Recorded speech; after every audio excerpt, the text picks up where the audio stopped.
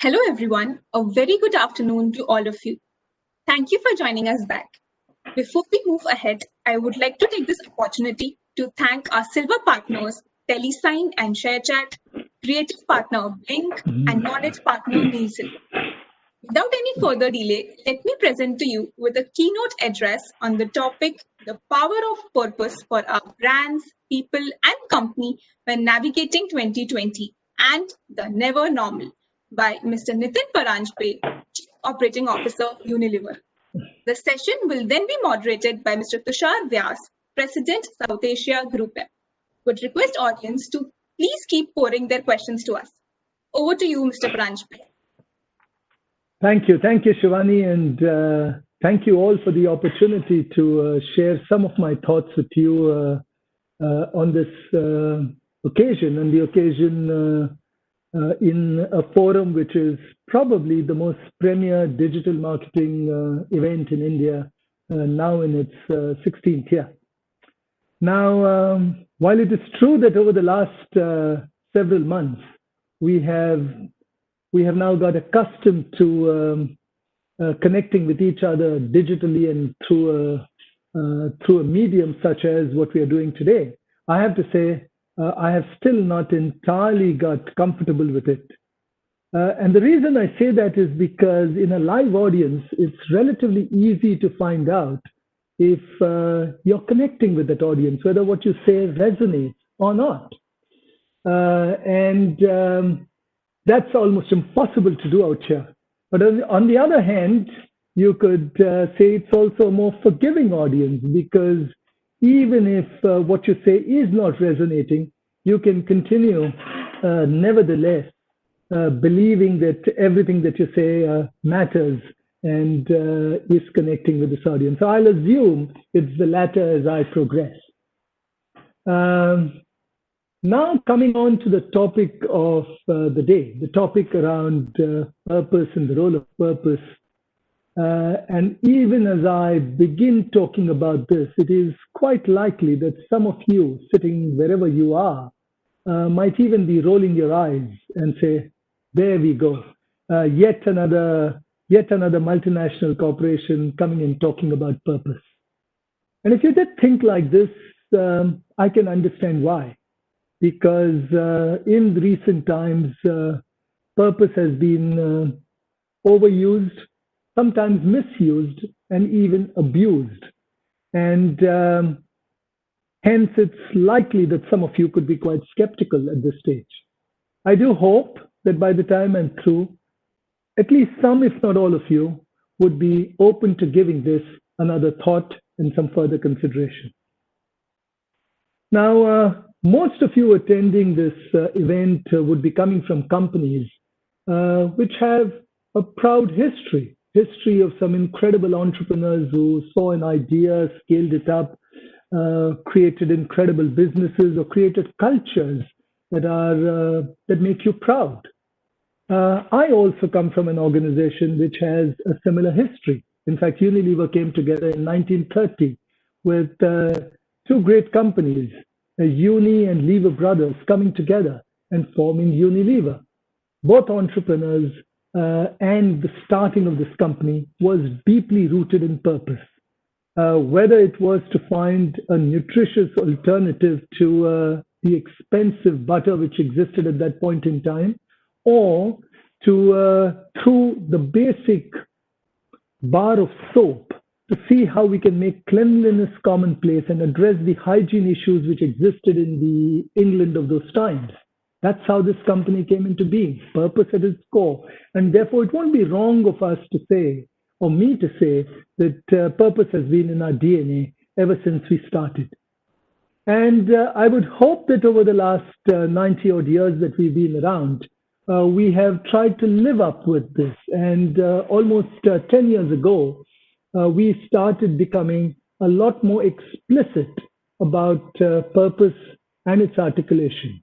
It was around that period that we called out the Unilever Sustainable Living Plan, a plan that had an incredibly bold and inspiring objective, which was to see how we could decouple growth from the adverse effects on the environment and recouple growth with positive social good.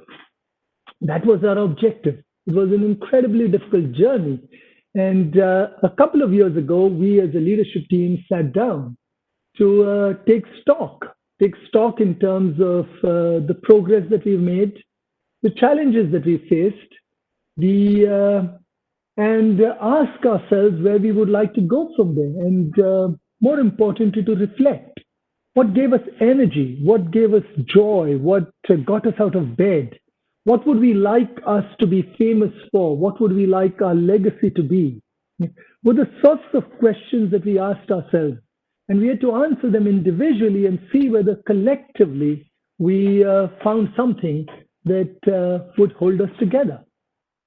And we spent days, weeks, and actually a process over a few months where we debated this. And we wrote down, and we were quite unambiguous about this, and that we all wanted to create a truly purpose-led and a future-fit business. That's what we wanted to do.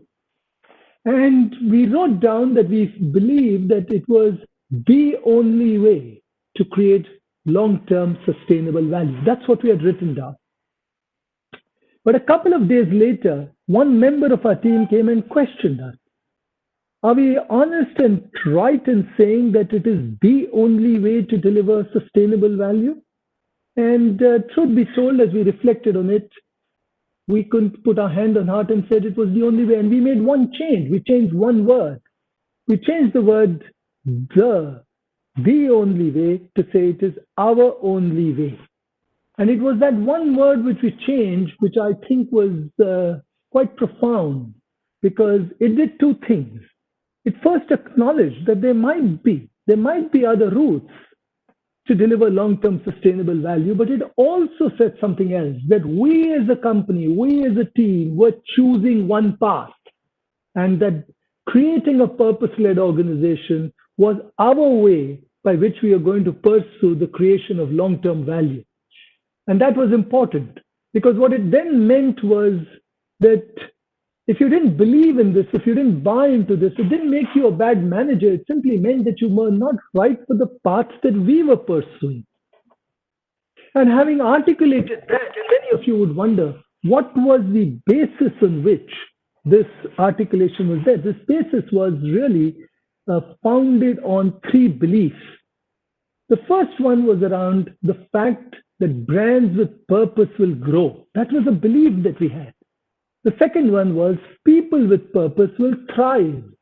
And the third was that companies with purpose will last. It was these three beliefs that we had which gave us conviction to go down this path. Now, many of you would wonder what were these beliefs based on? And you don't have to, while some beliefs may have no corroborative evidence, in this particular case, there was plenty of evidence. And let me give you some evidence around brands with purpose.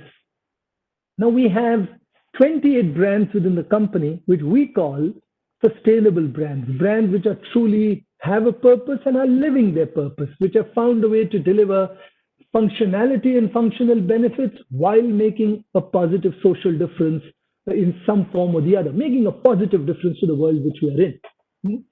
Now, these brands like Lifebuoy, which addresses fundamental issues around hygiene, looking to see how issues of infant mortality, etc., are addressed. Brands like Dove, which is about increasing female body confidence. Brands like Hellman, which is addressing the tremendous amount of food waste which is happening in the world. Or brands like Knorr, I could go on and on. Yeah. Now, the evidence shows us that these brands which have purpose, and when they activate their purpose, these brands actually grew 69% faster than the rest of the business and accounted for 3/4 of the total growth that the company delivered. That's evidence. So that's internal evidence. You don't have to take internal evidence.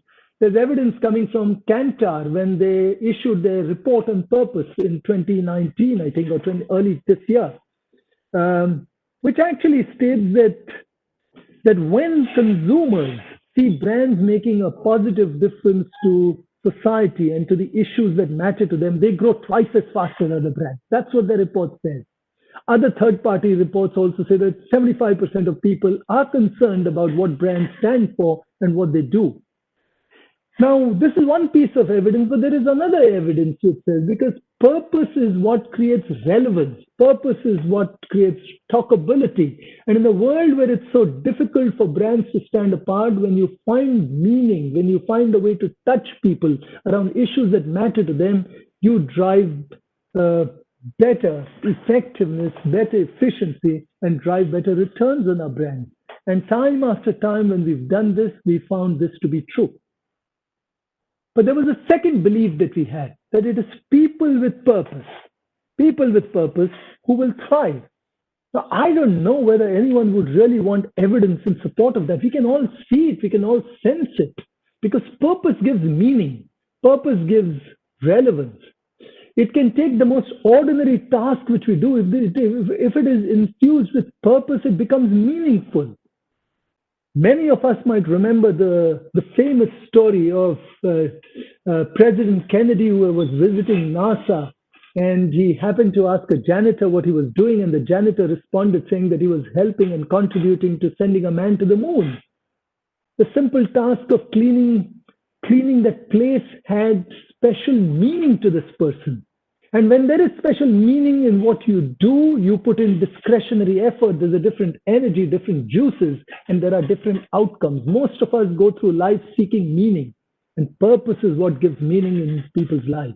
And that's why when people have purpose, they thrive. And we spend a lot of time in our organization helping people identify what their individual purpose is and seeing how it can connect with the organizational purpose as we drive this forward. And the third belief that we have is that companies with purpose last. Now, how do I explain this?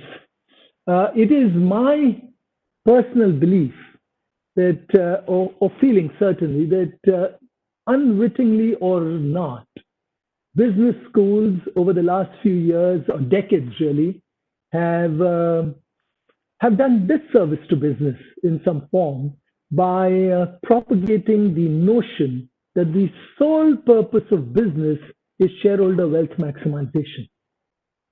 Nothing in my view could be farther from the truth. I believe ever since business first started, which might have been hundreds and thousands of years ago, when the first person somewhere found an issue, found some need in some society, some village, somewhere where they were living, and found a way to address it. That's how business started. Found a way to address a need in society. And when he addressed that need in society, he or she, society rewarded this person. And the reward was the profit which was made. That's how business first started. And that's relevant even today. The needs of society may have changed, but the purpose of business has not. The purpose of business even today is to address societal needs. The outcome of running a great business, the outcome of being honest to societal needs and serving those well is the profit which we make. And somewhere along the line, along the way, we got confused between purpose and outcome. Shareholder wealth maximization is the outcome of running a great business. Now, I also believe that a time will come when society simply will not allow any business to follow a strategy which is not overtly societally responsible and in the interest of society.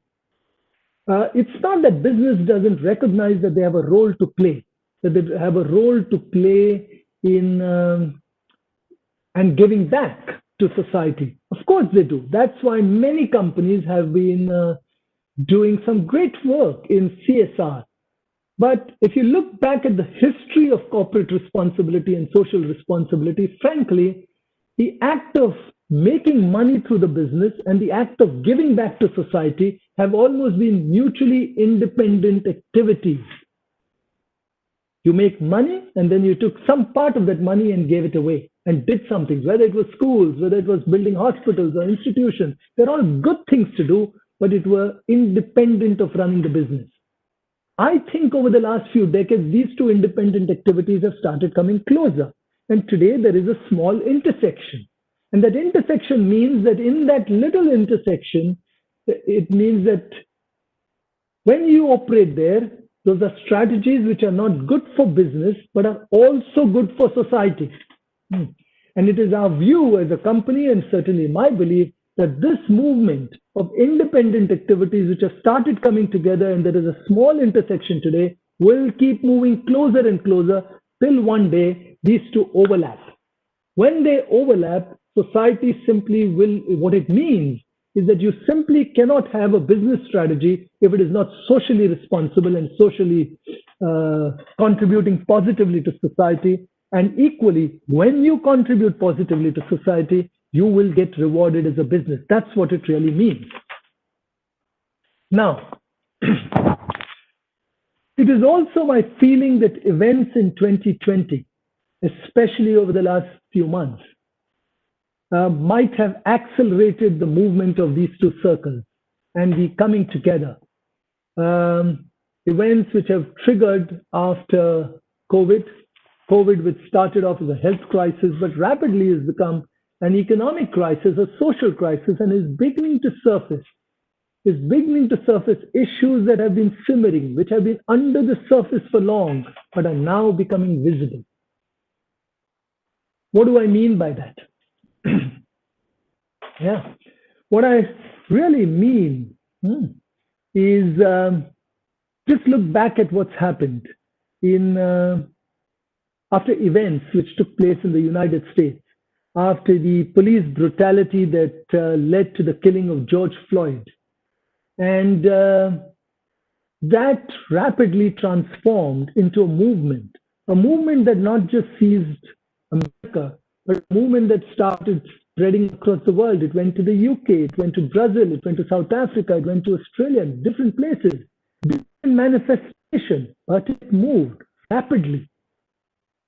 And I think it would be unwise of people to start thinking of this as a movement that was restricted to the Black Lives Matter issue which surfaced in the US, or that it might get restricted to a few geographies. I think there's a deeper issue here, an issue which comes from people who feel discriminated against, who don't see too much hope, who don't believe that the system is working for them. And such people today, with the ubiquitous social media, the universal access to all of this, they might have been silent in the past, but today they have a voice. And they've always had a choice in terms of what to do, what to buy, what not to buy. And it is this combination of the choice which they had with the voice which they now have is leading to these big movements. And I'm of the view that these will spread and will not remain restricted. And I think it is something that all of us need to reflect on, because these movements are asking all of us, and certainly asking business, tough questions which in the United States were about hashtag pull up or shut up. I don't know how many of you are aware of that. The Black Lives Matter movement, which led to this, started asking companies questions like, don't talk to me with brands, and don't have brands tell me and advise me and say the good, or talk the good talk, as they would say. Tell me what you're doing about it. Tell me about your company. Tell me what your representation of people of color, what is the representation of people of color in your organization, and disclose this. And if you're not, then frankly, the movement was looking to see how they would look to either support or boycott organizations based on real actions and real deeds. That's what's happening today. And it forced us as a company to respond in the United States in ways that we would have liked to do on our own terms, but it were external events that forced us to respond, and nobody likes that. And that caused a degree of reflection in our organization, a reflection where we came together to start asking ourselves, how do we go forward from here? We have been proud of our diversity journey that we've been on. We moved to a gender-balanced organization across the company after 8 or 10 years of effort. We are driving diversity in the form of sexual orientation and being more inclusive in that area. We are looking at the diffability or disability, as some would call it. But clearly, there was a need for us. There was a need for us to start thinking more about race, about ethnicity, which is an incredibly complex subject because it's very different in different places. It's also an area which requires nuanced understanding. We started recognizing that there was a need for us to see how our workforce in different countries started better reflecting the society that we were serving. And not just for any other reason, not just for moral reasons, but simply that the business case associated with this, in our view, was quite compelling. Because increasingly we came to the conclusion that the issues that we are dealing with, the decisions that we need to make, are more complex and require a degree of cultural sensitivity, a degree of appreciation, where we are able to factor in not just the classic economic criteria behind a decision, but other considerations, often ethical considerations, moral considerations, clearly requiring a far more nuanced view and a degree of sensitivity that we may not have, and many of us might not be adequately trained in. But that's the world that we are living in at this moment. We also started realizing the incredible relevance and value of inclusion and diversity. How would we ever manage to get multiple perspectives on the table and dramatically diverse views if we as an organization don't have people who come in with such different perspectives? And the risks associated with being overly steeped and having a unidimensional and often a myopic view of what a business should do and what a business objective should be. So those have been some of our reflections, and I share this quite candidly. We take pride in the progress that we've made, but we are also hugely conscious of how much more we would need to do. Now, I could go on and on about a topic like this, but I would want to bring this to a close in some form. And before I bring it to a close, I would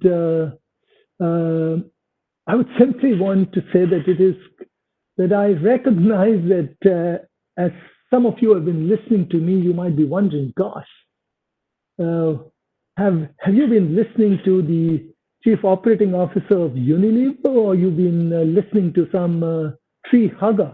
And if that's the notion that I've left some of you with, I want to quickly disabuse you of any unintended messaging that I might have had. We are in business. I'm in business, and I'm absolutely unapologetic about driving business outcomes, driving growth, driving improvements in financial outcomes, maximizing returns that we can get. But I'm also very clear that these returns have to be delivered in a certain manner, in a way that is socially responsible, environmentally positive. That's what is going to give us more joy. And we as a team would feel that we've made progress and we've contributed if through our actions we were able to demonstrate that it is possible to deliver exceptional financial outcomes while running a business which is environmentally and socially responsible. In fact, our goal, and one of the things that we would love to be proud of, if we can kill this debate, once and for all, whether a responsible and sustainable company can at all deliver exceptional financial outcomes. We aspire to deliver returns in the top 1/3 of our peer group consistently over time. And if we can do this following the paths that I've talked about, I believe we would make a big difference and start addressing some of the issues that business faces today. Business has, if you were to go back and look at the Edelman's Trust Barometer, business and business leaders are fairly low down in the trust that society has in them. Society often thinks of business as self-serving people and and acting in a way which is not in the larger interest of society, and that is such a terrible outcome because in these times more than ever, business has a bigger role to play, and business can be a force of good. So I'd bring all of this to an end in simply hoping that through the pursuit of business, we can start making a positive difference to society. And I think purpose at the heart of what we do can make a big difference. Like I said before, we genuinely believe that brands with purpose can grow, people with purpose can thrive, and companies with purpose last. That's it from me, and open it up to any questions and comments that you might have. If I have the answers, I will give them to you. If I don't, I will tell you honestly that I don't have them. So with that, let me hand you back to the host, or to Tushar, who's going to moderate this. Thanks, Nitin. It was great listening to a business leader who is a truly believer, practitioner, and actually guru in a sort of purpose, right? And it was absolutely wonderful. I'm requesting all the participants to sort of start sending their questions. We already have few. But let me start with a question and to continue your sort of end thought. What would be how do we go about measuring business impact or purpose? What will be your tips for a business which is looking into those areas? So how often the ROI around the purpose seems to be fuzzy for many entities, and how do we sort of go about establishing linkage? It's a great question, and something that we have spent a lot of time thinking about. And as we started becoming clearer on what is the right purpose, what is the meaningful purpose, and what is the best expression of it, we became convinced that purpose actually drives better ROI and not worse ROI. I'll explain why. First thing I want to establish clearly to everyone is having a purpose. For a brand to have a purpose, it does not take away the responsibility of the brand to deliver exceptional and strong functional benefits, making sure that it is addressing real needs, which are real category related needs, and is delivered at the right price. Those are a given, but increasingly, those are not enough to differentiate you in this market because feature-led differences, product-led differences have a life cycle which is very small. The half-life of retaining that advantage is becoming smaller and smaller. Therefore, in the times that we find ourselves in, it is difficult for brands to stand apart. We all hear about how difficult it is to get noticed, and that's why we have to keep spending more and more and more in order to even get noticed by this consumer. Now I want you to think about purpose. I'd like each one of you for a moment to shut your eyes and think of an issue which is dear to you, an issue that you care about deeply. It could be different issues for each one of you, but an issue which you genuinely care about. Now, having thought of that issue, I'd like you to now think of and imagine for a moment that there was a brand. There was a brand that genuinely, truly, authentically cared for that same issue. If such a brand existed, do you think you could ever resist this brand? There is no chance. You will be inextricably drawn towards this brand because this brand touches, cares for, propagates the thing that you care about. And when you find something that you care about, how often would you need to hear that message? Once? Twice?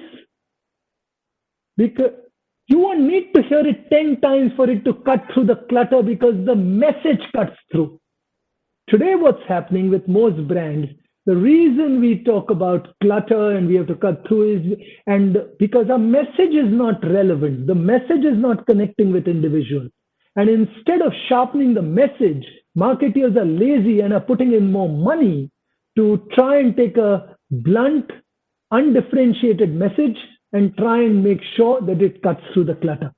So when you have a sharp message, it cuts through. And in the world of social, it drives talkability. And we all understand the relevance, talkability, and cut through, and therefore better ROI. When you don't get all of this, then you know that it's not the right purpose. Yeah. And you have to work hard.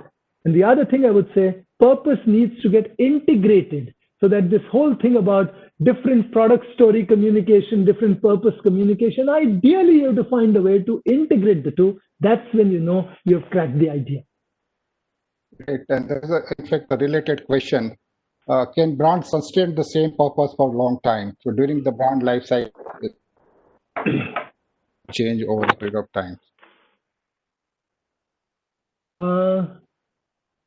I think brands could sustain that purpose for, I don't know whether it's forever, but certainly for long periods of time. That's for sure. The manifestation of that purpose might change. It might alter, it might modify to make sure it remains relevant and resonates with the changes taking place in society. But at its core, that purpose could have and will have a longevity, which is several years, possibly decades. Take Dove as an example of a brand which has been on this journey at least for a decade or more. It's been talking about changing perceptions of beauty and in helping women have, starting off with women, a better self-appreciation and confidence in beauty, and redefine beauty and the stereotypes around beauty. It's been decades, it's been years for sure, and it might continue for a much longer period of time. How it gets expressed, the focal points may keep changing, not just over time, but also across how that same purpose is translated across different countries. Within a couple of questions coming around the resourcing, right? So how do we sort of resource sort of this kind of activity? One question is coming from a SMB versus large organization, and for a SME, it might be difficult to organize all the resources for a purpose or a sustainable practice. And what's your advice on that? Actually, that's a great question, and it's actually the exact opposite is true, is what I would say. I'll address the SME question first. If you look around to all the new brands which have come up, the young startups, the ones who are ankle biters, who are coming and nibbling away at these big brands, yeah, several of them have purpose at their heart.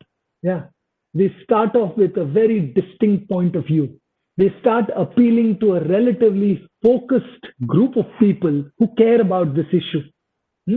And by doing that, they actually find that they are able to target sharply, spend a lot less, and are able to compete more effectively because they stand out.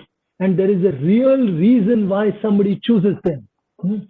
So actually, purpose and a sharply distinctive point of view focused around a real issue requires less resource and not more resource, linked to my earlier point, because linked to relevance and talkability and cut through, etc., which is there. So that's, I think, the first point. And in some ways, it also addresses the larger issue of resource that you talk about. But there is sometimes a tension in terms of resource. If I take aspects to do with other dimensions of sustainability, for example, we'd like to create a circular economy. We would like to address our plastics agenda. We would want to have more sustainable sourcing. And at times it costs us money. And then the question often comes up between managing the short term and the long term, etc. But if you have conviction, you provide for it. So there are some parts of sustainability which require investment and resource, but there are other aspects of sustainability which actually release resource. So if you want to reduce waste, and you want to reduce water, and you want to reduce energy, these are all good things to do. If that doesn't cost you more money, it costs you less money in a factory when you use less energy, less water, less waste. It actually saves money. So there are plenty of pursuits of sustainability and which in the short term save you money. Some of them require investment, and businesses should be open to making those investments. Otherwise, you won't survive in the years to come. The second related question was in terms of prioritizing and how are you sort of continuing to ensure that your people are equipped to achieve the purpose in a current context, especially the COVID situation? Sorry, could you repeat this question? So how are you continue to ensure that your people are equipped to achieve the purpose? How are you enabling people in the current situation, especially COVID kind of situation? So, one of the things that a couple of years which we started is to help individuals identify what makes them tick, what gives them energy. So we run workshops within the organization for all our people to help them understand the power of purpose, to help them understand what they are excited about, what they're not excited about, and the going through a very systematic purpose workshop helps people crystallize and even understand what gives them energy and what saps energy. And therefore, how do they start spending a little more time in the areas which gives them energy?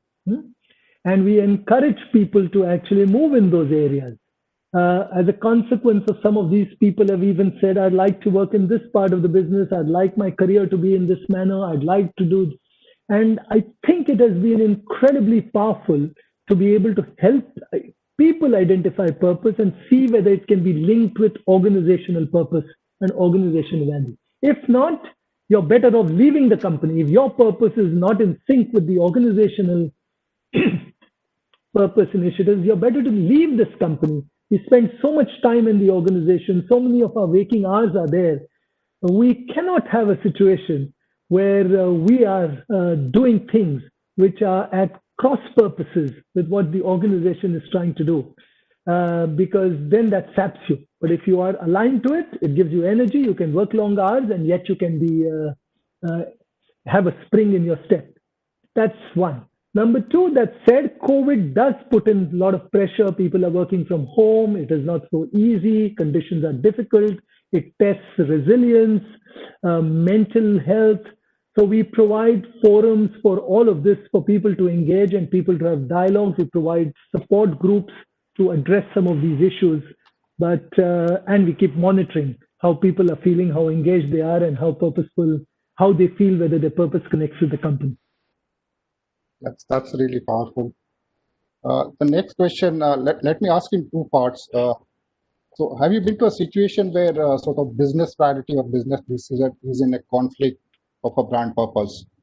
And is there any sort of narrative or is there any sort of story which you would like to share? And there is a second part which I'll come to. I haven't come to it in the form of a dilemma that you raised, which is business objective and brand purpose. Because for us, brand purpose is in service of these outcomes.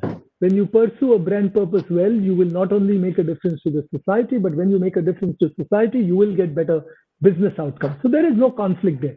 The conflicts and the tension often arises between short-term versus long-term. Taking decisions which are trying to be expedient and solve for now versus doing what is right for the long term. And have I come across those decisions? The answer is yes. Situations. And have I made mistakes? The answer is yes. There have been times when I have been guilty of being more short term and thinking I will get away with it and I will solve the problem through quick fixes, etc. But in hindsight, every time I've done that, I've realized there is no shortcut to long-term success. Every time you try and take these shortcuts, they don't work and they don't give you sustainable outcomes. And it has led me to strengthen a belief in my mind that always do the right thing. In the end, when you do the right thing, the right outcomes follow. And for me, it has almost become like a law. I keep saying, it's a law like gravity. When you drop something, it falls down every time. So also, when you do the right thing, the right outcomes follow sooner or later. And the temptation to take shortcuts has prove bad for me. That's message number one. Number two, this is not a black and white situation. I think people need to exercise judgment. Judgment between balancing the short and the long and things of that sort. And with experience, more often than not, we'll get it right and we will continue to make some mistakes. The second part of question is basically similar tension between sort of society, consumer, and the brand purpose, right? Suppose a brand takes a stand or brand goes on a journey of a purpose, and consumer basically are skeptical about the brand's commitment on that, and it creates a societal tension with that purpose. Can it be a counterproductive? Can it go negative to the brand? So is there any danger on? So listen, I think what is brand standing for? When a brand stands for an issue, when it fights for a cause, or fights against a certain situation, inevitably you run the risk of alienating a few people. Yeah, inevitably. So brands have a choice to make. If you want to be in a situation where you will simply not alienate anyone, frankly, you're unlikely to be dear to anyone else. So if you play too safe in today's world, it is unlikely that you will stand apart. So brands have to make a choice, have to stand for something, and they have to be smart in terms of the issues which they stand for, so that they're convinced that the people whom we attract, the people whom we address, are the people whom you wish to address, and that it is okay to alienate a few people who don't buy into that cause, if that be the case. Also ask yourself, a brand to be successful doesn't need 100% of the people to buy into it. Brands can be super successful with a super loyal base of 10, 15, 20%, 25%. Now, surely you have to be able to find issues. If you're looking for issues which are even smaller than that, and very few people buy into it and most people don't, then maybe you could still have a brand, but it's likely to be a niche brand. That's a choice that you have to make. The next question, which is coming from for your advice, what's your advice for especially a commodity category kind of brand, right? So payment brand or a no-frill banking kind of brand. Sorry, what type of brands? Payment-related products or a no-frill banking kind of brands. How does one sort of go on the journey of brand purpose in those situations? You have to ask yourself, what is the value that you're offering society? Some of them, it is not, and sometimes it is intangible, sometimes it is trust, sometimes it is, so it could be anything. So I can't give a specific example of what would be the purpose that a brand like this, because it takes time and you have to work it through. But my experience tells me that all brands can find a purpose which appeals to them, makes the people working on it feel good, is relevant to society, and can be integrated in some form with what they do. It's easier in some cases if you're a brand which is delivering hygiene at this moment to say that I'm going to be addressing health, hygiene, and address disease. It's easier. For some other brands, it is a little more difficult. But if you can find that, it just makes for deeper connections with people and will help you in your journey. There is an interesting question in terms of how you sort of link or rather dealing corporate social responsibility and brand purpose. Is it something similar, and how has it changed in again COVID kind of situations? For us, the old notion of corporate social responsibility is almost dead, where company made some money, and if you made some profit, let's say you made a profit of X, or let's say the company makes a net profit of 10%, and then you said, I'll take 10% of that and give it back as CSR, or 20% of that and give it as CSR. That would mean 2% of your business was doing social good. Yeah. I think the new notion of responsibility is when the totality of your business is socially responsible. through 100% of your value chain, through your supply chain, through your sourcing, through your engagement with your suppliers, through your partners, through your the fair trade practices that you have, the employment terms that you have, and through our brands in the way they're engaging. So we've talked today a lot about just the aspect of brands and the causes that they stand for in connecting with consumers, but a company needs to be wholly responsible through the extended value chain by putting in place practices which drive responsibility and raise the standards of behavior in the totality of what we do and helps the environment and helps society. So for me, that's the future of corporate responsibility, and not the erstwhile notion that make some profit and give 10-20% or some share of that and put it back for social good. Let me ask the last question. I guess we have quite a few questions, but in interest of time. So you know, HUL also like believes in many India within the India kind of scenario, and you also look at multiple geography. So how does a brand purpose or a single brand translate across multiple geography? How do you sort of address like a developed market versus developing market, one market within India versus another market in India? So how does one treat that? You know, my experience has been that often purpose is rooted into a higher level human insight or a societal issue. So if it is around climate change, that's a big issue, or it is around empowerment, it could be around now issues to do at this level are basic human issues, human needs, human insecurities, which are relevant everywhere in the world. The expression of that will vary market by market.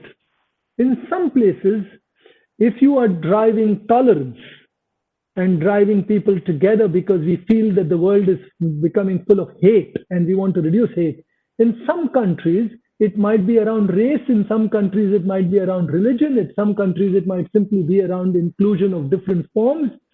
So the issue that you pick up under the overall umbrella will vary, and it must vary for it to resonate with society. We must never forget that purpose, what you're trying to do is to address societal tensions and societal issues in different markets will have different expressions. Often they are under a handful of global umbrella themes, which brands must then start occupying and manifest themselves differently in different places. Thanks, Nitin. It was wonderful listening to you. And there are sort of all of them in every statement which you are saying. I'm sure the audience will agree with me and will take away definitely a very clear message. With this, I'm just going to hand over Shivani to do a closure. Thank you.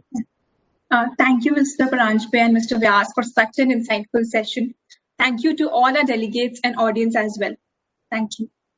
Thank you all. Bye-bye. Thanks.